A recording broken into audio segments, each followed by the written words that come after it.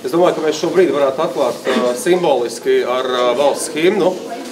Karogs ir tas valsts simbols, uz kuru mēs vēršam savu uzmanību, kam mēs atdodam savu godu, tāpēc, kad dziedam himnu, skatāmies uz karogu. Dievs svētī Latviju, mūs dargo Teviju, svētīje Latviju, ak svētīje to,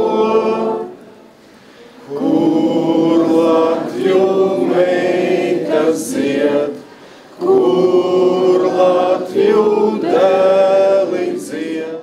Jūs esat pagaidām skolēni, bet mēs zinām, ka tepat blakus jums ir kolēģi, jums ir pedagogi, kas mācījušies ir, lai tālāk varētu audzināt krietnis liels cilvēks. Mēs zinām, ka tālāk tepatās mums dzīvo inženieri, mēs zinām, ka mums ir policisti, mēs zinām, ka mums ir domas deputāti, mums ir saima, mums ir valsts prezidents. Jautājums ir, ko jūs katrs vēlaties sasniegt dzīvē? Patiesībā mēs esam tādi paši jaunieši kā jūs. Mums bija 11 gadi. Daži Lapsolu vidusskolā mācījās, kad mums kaut kas neapmierināja. Mēs bijām draugu loks, mēs izvēlējāmies nevis tur kaut ko paķiķināt, ja? Aiz stūra tur ieņirt, kaut ko ierēkt par otru, pasties, ja, kā viņš tur. Bet mēs izvēlējāmies, ka mēs paši varam iet un kaut ko darīt.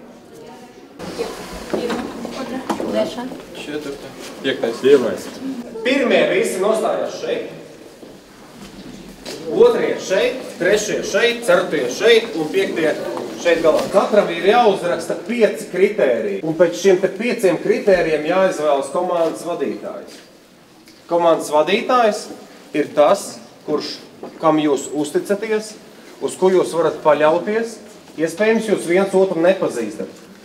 Mēs šobrīd redzam, kā Rīgas valsts tehnikuma Krāslavas filiāli kopā ar Varavīksnes vidusskolas skolēniem izbūvē šeit skolas teritorijā barikādes.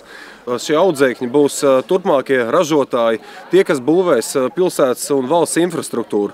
No šiem audzēkņiem augs lieli vīri, tāpēc viņi šobrīd gatavo barikādes, lai saprastu, kā ir jāizsargā savu pilsētu un savu valsts. Aizsargājot savu valsti, Latviju, viņi varēs pastāvēt par savu ģimeni un par savām interesēm. Šobrīd, lūk, Sergejs, Ārtūrs, Dzintars, visi kopā mēs būvējam barikādes.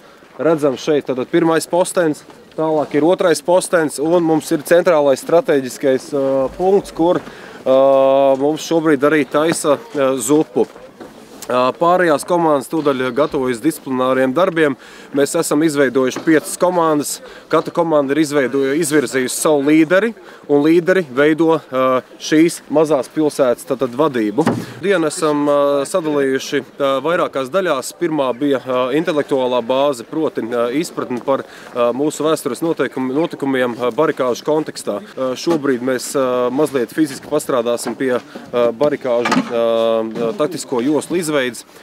Kopā ieedīsim zupu, mūsu barikāžu laika biedri pastāstīs par to, kā toreiz cīnījās tajā laikā, un pēc tam jau komandas spēlēs pārbaudīsim mūsu pašu veiklību, erudīciju un dosimies iekšā, lai izspēlētu Viktorīnu. Ar to arī mēs noslēgsim šodien. Uzvarētāji barikādēs ir visa tauta, uzvarētāji barikādēs ir abas šīs skolas, visi audzēkņi, jo mēs būsim nosargājuši šodien savu skolu, savu valsti, un tā būs mūsu uzvara. Par to mēs arī priecāsimies visbeigās.